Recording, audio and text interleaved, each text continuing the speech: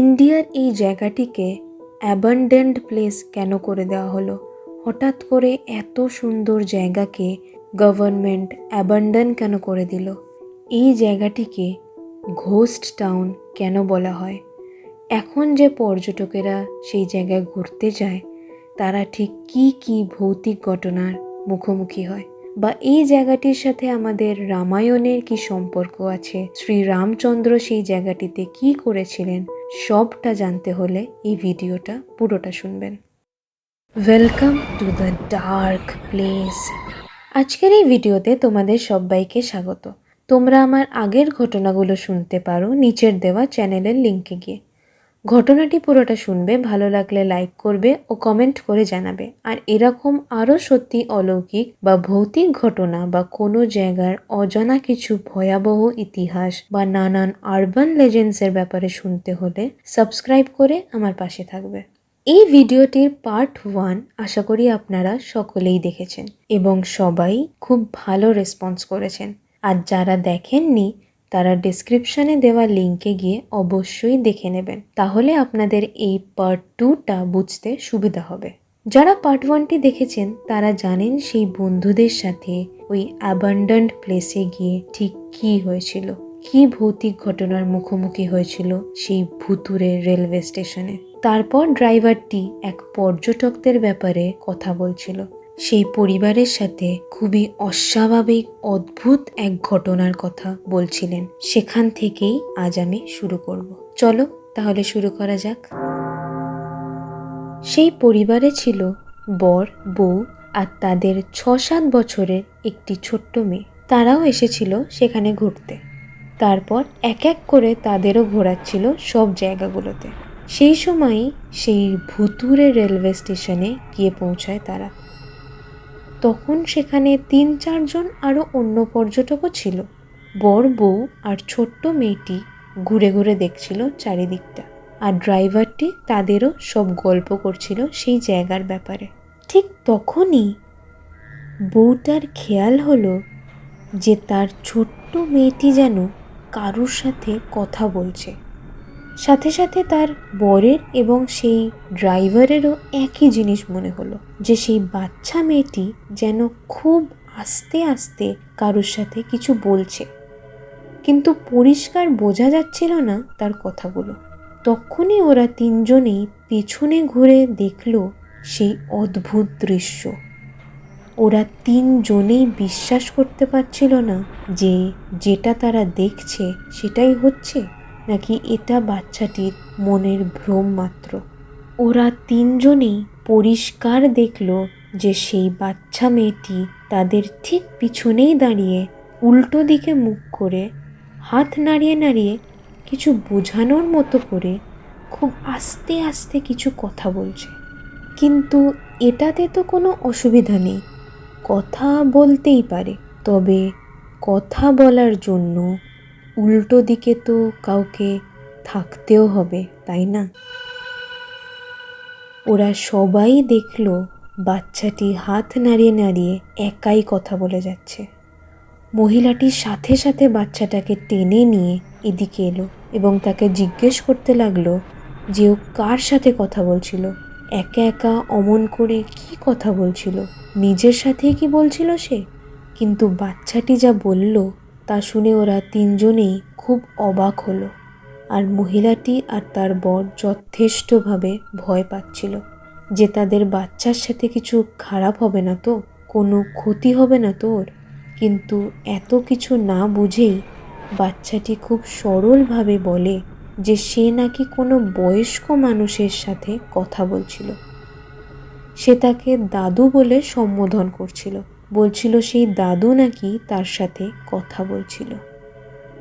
কিন্তু বাচ্চাটির মধ্যে কোনো ভয় বা অস্বাভাবিকতা কিছুই ছিল না। কিন্তু এই সব শুনে তার মা বাবা তাড়াতাড়ি করে সেখান দিয়ে বেরিয়ে এসে বাচ্চাটিকে অনেক কিছু প্রশ্ন করতে থাকে, অনেক কিছু বলতে থাকে। তবে বাচ্চাটিকে দেখে মনেই হচ্ছিল না যে কিছু ভয় পাওয়ার মতো হয়েছে বলে।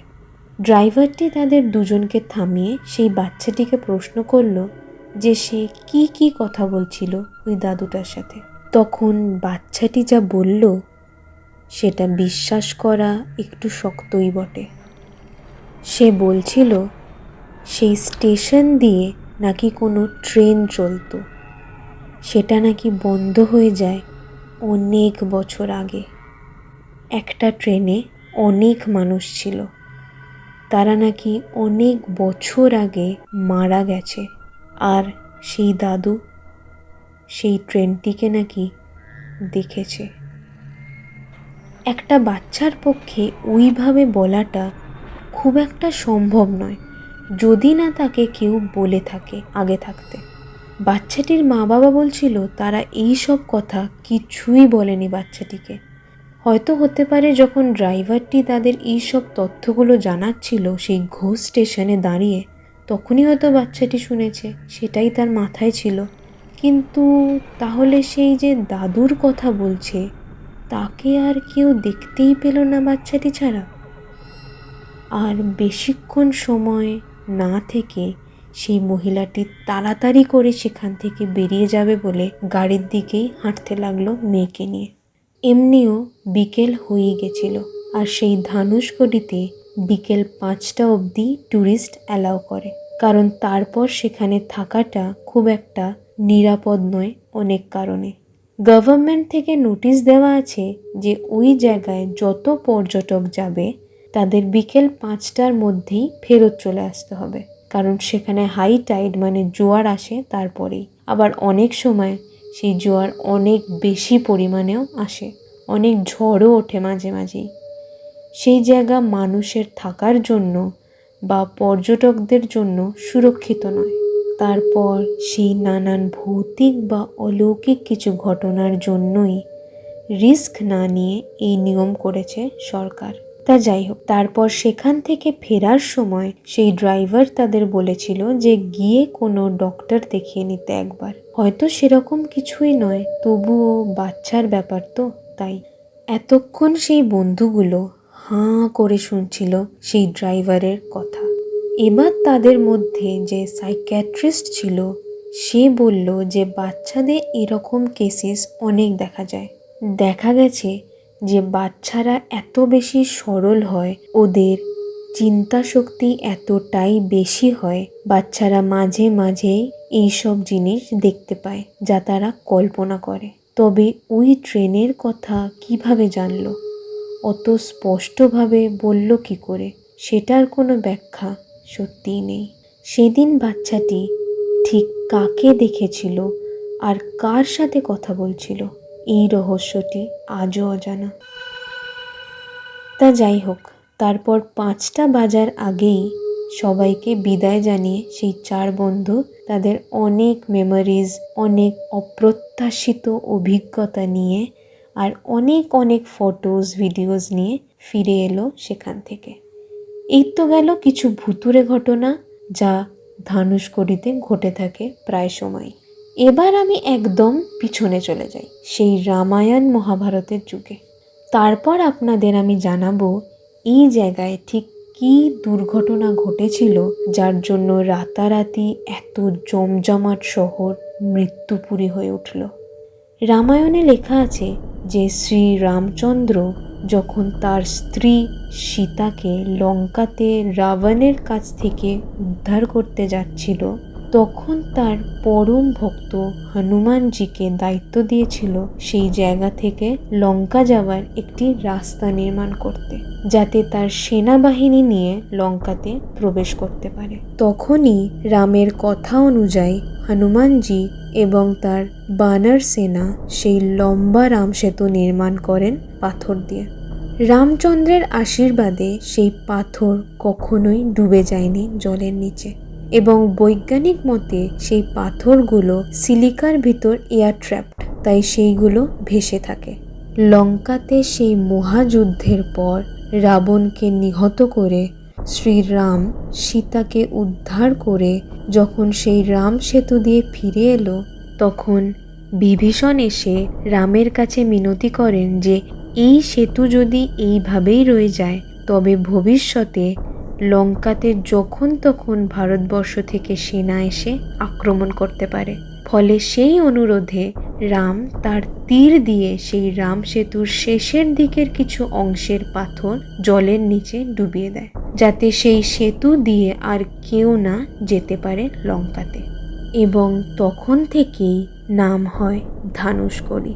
ফলে আজও সেই ধানুষকড়িতে গেলে দেখতে পাবেন সেই পাথরের ব্রিজের শেষের কিছু পাথর নেই।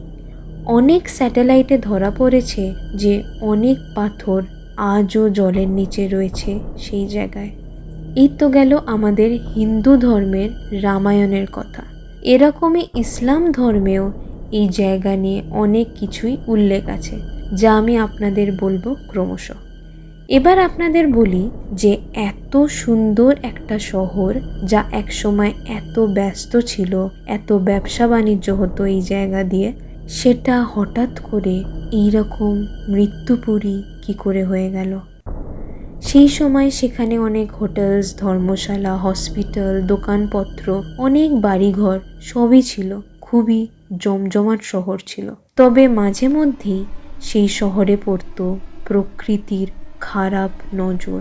মাঝে মাঝেই সেই জায়গার লোকেদের প্রাকৃতিক দুর্যোগের কবলে পড়তে হতো। কিন্তু সেই রাতে যা হলো, তারপর থেকে সেই প্রাণোচ্ছল শহর এক মৃত্যুপুরী শ্মশানে পরিণত হলো। সাউথ আন্দামান সমুদ্রে 17 ডিসেম্বর 1964 এক নিম্নচাপের সৃষ্টি হয়। তারপর 19 ডিসেম্বর সেই নিম্নচাপটি শক্তি বাড়িয়ে সাইক্লোন ঝড়ে পরিণত হয়। 21 ডিসেম্বর সেই সাইক্লোনটি একদিনে 350 থেকে 400 কিলোমিটারের গতিতে ধেয়ে আসতে শুরু করলো। সাইক্লোন ঝড়টি 22 ডিসেম্বর 280 কিলোমিটার পার আওয়ারের গতিতে সিলোন অর্থাৎ শ্রীলঙ্কার ভাবুনিয়া নামক জায়গাটি ক্রস করে পক স্ট্রেটে এসে ঢোকে। আর তারপর সেই ইতিহাসের কালো দিন 1964 সালের 22 ডিসেম্বরের মাঝরাতে সেই বিশাল ভয়ানক দানবের মতো শক্তি নিয়ে সাইক্লোনটি আছড়ে পড়ে ধানুষকড়িতে। সেই সময় সমুদ্রের প্রায় 20 ফিট উঁচু উঁচু ঢেউ পুরো শহরকে গ্রাস করে নেয়। সেই রাতেই 11:55 নাগাদ 110 জন প্যাসেঞ্জার আর 5 জন রেলওয়ে কর্মী সহ ট্রেন নাম্বার 653 পাম্বন ধানুষকড়ি প্যাসেঞ্জার ট্রেনটি পাম্বন ছেড়ে ধানুষকড়িতে ঢোকার সময়ই ঠিক ধানুষকড়ি রেলওয়ে স্টেশন থেকে কিছু গজ আগেই একটি বিশাল ঢেউয়ের ধাক্কা খায় এবং 6টা কোচের সেই ট্রেন অতজন মানুষ সমেত সেই উত্তাল সাগরে কোথায় যে তলিয়ে গেছিল তার বিন্দুমাত্র আর কখনো দেখাই যায়নি। এরকম তথ্য আছে যে 1800 থেকে 2000 মানুষ সেই সাইক্লোন ঝড়ে প্রাণ হারায়। সব বাড়ি ঘর, দোকানপাট, হসপিটালস, মন্দির, চার্চ সবই সেই ঝড়ের তাণ্ডবে ধূলিসাৎ হয়ে ধ্বংসস্তূপে পরিণত হয়। সেই অভিশপ্ত রাতে পুরো ধানুষকড়ি শহরটি ওইটুকু সময়ের মধ্যে তছনছ হয়ে যায়। ঢেউতে অনেক মৃতদেহ ভেসে ভেসে এদিক ওদিক চলে যাওয়ায় সেই জলে ফুলে ওঠা দেহগুলোকে দেখে রামেশ্বরম থেকে বহু নৌজাহাজ, ভেসেলস পাঠানো হয়েছিল, যদি কোনো মানুষ বেঁচে থাকে তাদের উদ্ধার করার জন্য। রামেশ্বরমের মেন টেম্পেলে অনেক মানুষ এসে আশ্রয় নিয়েছিল সেই সময়, সেই ঝড়ের মুখ থেকে বাঁচার জন্য। অদ্ভুতভাবে সেই মন্দিরের সেরকম ক্ষতি হয়নি সেই রাতে। এমনকি ইন্ডিয়ার মেনল্যান্ডের সাথে রামেশ্বরমের যে যোগসূত্র ছিল পাম্বন ব্রিজ, সেটিকেও ভেঙে গুঁড়িয়ে দিয়েছিল সেই রাতের ভয়াবহ সাইক্লোন। এই ভয়ঙ্কর প্রাকৃতিক দুর্যোগের পর সব দিক পরিকল্পনা করে ভেবেচিন্তে সরকার ধানুষকড়ি শহরকে মানুষের বসবাসের জন্য উপযুক্ত নয় বলে ঘোষণা করে এবং তখন থেকেই সেই শহরকে ঘোস্ট টাউন অর্থাৎ ভুতুড়ে শহর বলে ঘোষণা করে। আসলে গবেষণা করে দেখা গেছে সেই জায়গাতে ভৌগোলিক কারণে মাঝে মধ্যেই প্রাকৃতিক দুর্যোগের মুখে পড়তে পারে, তাই সেখানে মানুষদের বসবাসের জন্য নিরাপদ নয়। কিছু বছর পর থেকে সেখানে কিছু কিছু জেলে কিছু লোকাল মানুষ থাকতে আরম্ভ করে, তাদের খড়ের চাল দেওয়া ঘর বানিয়ে, তবে বিচ থেকে অনেকটা ভিতরে। সেখানে এখন পাকা বাড়ি বলতে কিছুই নেই। গুনে গুনে 100টা পরিবার হয়তো থাকে আজকের দিনে সেই জায়গায়, তাও তাদের ইলেকট্রিসিটি বা সেরকম কোনো সুযোগ সুবিধা নেই। Doctor APJ Abdul Kalam foundation থেকে ওইসব খড়ের কুঁড়ে ঘরের ছাদে একটা করে সোলার প্যানেল লাগিয়ে দেওয়া হয়, সেটার উপরেই নির্ভর করে আজ তাদের ইলেকট্রিসিটি আসে। তারা সেখানে মাছ বিক্রি করে, আর যে পর্যটক যায় তাদের জিপে নিয়ে ঘোরানো ইত্যাদি থেকে যেইটুকু আয় করে ওইটুকু দিয়েই তাদের সংসার চালাতে হয়। সেই গ্রামবাসীরাই দাবি করে সেখানে নাকি এখনও অনেক ভুতুড়ে ঘটনা ঘটে, অনেক অলৌকিক ঘটনার মুখোমুখি হয় তারা। অনেক সময় মাছ ধরে ফিরতে ফিরতে সন্ধে হয়ে যায়, তখন নাকি মাঝে মাঝেই ট্রেনের হুইসেল শোনা যায়। কিন্তু অদ্ভুতভাবে সেই রেলওয়ে স্টেশন এতগুলো বছর ধরে পরিত্যক্ত হয়ে পড়ে আছে। আবার কখনো নাকি কিছু অদ্ভুত কান্নার শব্দ বা রাতে হঠাৎ ছেলে মেয়েদের খেলার শব্দ শুনেছে সেই বাসিন্দারা, ঠিক যেমন একসময় সেই জমজমাট ধানুষকুড়িতে হয়ে থাকতো সেরকমই। আবার অনেক সময় যদি কোনো মহিলা কুয়ো থেকে জল আনতে যায়, তখন নাকি তারা অনুভব করে কেউ যেন তাদের অনুসরণ করছে পিছন পিছন, কিন্তু কেউই থাকে না সেখানে। আবার এমনও হয় যে হঠাৎ হঠাৎ কোনো গাছের ডাল নড়ে ওঠে বা বিনা কোনো কারণে ভেঙে পড়ে, বিনা কোনো হাওয়ায় বা ঝড়ে। আবার কখনো তো বাসিন্দারা সন্ধ্যের সময় বেরোলে কারোর ছায়া দেখতে পায় বা কাউকে সেই দূরে বালির উপর দিয়ে সমুদ্রের দিকে যেতে দেখে, কিন্তু ওই সময় কেউই সেদিকে যায় না। আর এই সব কারণেই সেই হন্টেড বিচে এখন সবাই ঘুরতে যায়, আর অনেক প্যারানর্মাল ইনভেস্টিগেটরসরাও সেখানে গিয়ে অনেক রকম গবেষণা পরীক্ষা নিরীক্ষা করেছে। যেমন ইভিপিস মানে ইলেকট্রনিক ভয়েস ফেনোমেনা, অর্থাৎ কোনো আত্মা বা অশরীরী কোনো শক্তি থাকলে এই যন্ত্র দ্বারা তাদের আওয়াজ রেকর্ডিং করা যায়, এবং সত্যি সত্যি সেই রেকর্ডিংয়ে অনেক ভাঙা ভাঙা আওয়াজ শোনা গেছে, অনেক শব্দ শোনা গেছে, অনেক কথাও বুঝতে পারা গেছে। আবার টেম্পারেচার মাপার যন্ত্রতেও হঠাৎ হঠাৎ কিছু জায়গায় খুব বেশি টেম্পারেচারের ফ্লাকচুয়েশনস দেখা গেছে, যেমন খুব কম টেম্পারেচার বা খুব হাই, যেটা একদমই স্বাভাবিক নয়। এই কারণেই বিশ্বাস করা হয় সত্যি অনেক অতৃপ্ত আত্মা বা নেগেটিভ এনার্জি এই জায়গায় আজও ঘুরে বেড়ায়, এই অ্যাবান্ডন্ড ঘোস্ট টাউনে। আর এরকম একটি জায়গা যেখানে এত বড় দুর্ঘটনাতে শয়ে শয়ে মানুষের প্রাণ গেছে একসাথে, সেখানে অতৃপ্ত আত্মা থাকাটা খুব একটা অস্বাভাবিক নয়। অত মানুষের আশা আকাঙ্ক্ষা ভেঙে চুরমার হয়ে গেছিল সেদিন, অকালে প্রাণ হারিয়েছিল তারা, তো সেই জায়গার মায়া ত্যাগ করে যাবে কিভাবে? এই অতৃপ্ত আত্মার সত্যি কিছু ঘটনা নিয়ে আমি আগেও অনেক ভিডিও বানিয়েছি। কলকাতার বাড়িতে ঘটা বা মুর্শিদাবাদে আমার বন্ধুর সাথে হওয়া এরকম অতৃপ্ত আত্মার ঘটনা শুনতে হলে অবশ্যই ডেসক্রিপশনে দেওয়া লিঙ্কে গিয়ে শুনে নিতে পারেন। আর আমি আগেই এই জায়গার রামায়ণের সাথে যে যোগসূত্র আছে এবং রাম সেতু কেন বলা হয় সেটা বলেছি। এবার আমি বলি ইসলাম ধর্ম মতে এই জায়গার ব্যাপারে কি বলা হয়। পৃথিবীর প্রথম দুজন মানুষ অ্যাডাম এবং ইভ জন্ম নিয়েছিল পৃথিবীর দুই প্রান্তে। অ্যাডাম জন্ম নেয় পৃথিবীর পূর্ব দিকে অবস্থিত শ্রীলঙ্কার অ্যাডামস পিকে এবং ইভ জন্ম নেয় পৃথিবীর পশ্চিম দিকে। তাই অ্যাডাম ইভকে খুঁজতে খুঁজতে সেই ব্রিজ পার করে ইন্ডিয়া হয়েই মেক্কাতে গিয়েছিলেন, তাই তখন থেকেই এই ব্রিজকে অ্যাডামস ব্রিজ বলা হয়। তা যাই হোক, এরকম অনেক ভৌতিক ঘটনাই প্রতিনিয়ত ঘটে চলেছে সেখানে। কেউ যদি সত্যি এরকম অ্যাবান্ডেন্ট প্লেসেসে যেতে উৎসাহী থাকো, তবে ধানুষকোডির থেকে বেটার প্লেস আর কিছু হতেই পারে না। আমারও এইসব জানার পর কোনো একদিন যাওয়ার খুবই ইচ্ছা আছে। আজ এই অবধি, দেখা হবে পরের ভিডিওসে দ্য ডার্ক প্লেসে।